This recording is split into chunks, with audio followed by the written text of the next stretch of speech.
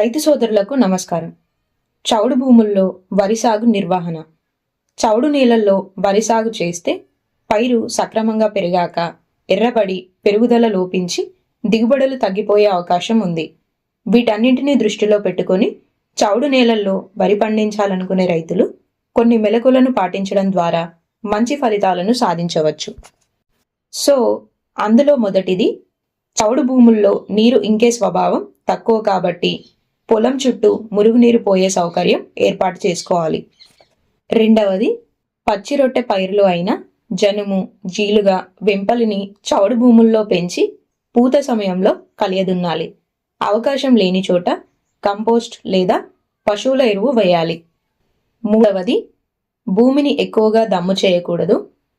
ఎక్కువసార్లు దమ్ము చేస్తే పొలం బుడగెత్తి మొక్కలు సరిగ్గా నిలదొక్కుకోలేవు. సో ఇటువంటి కొన్ని జాగ్రత్తలు పాటించి చౌడు భూముల్లో వరి సాగు అద్భుతంగా చేయవచ్చు.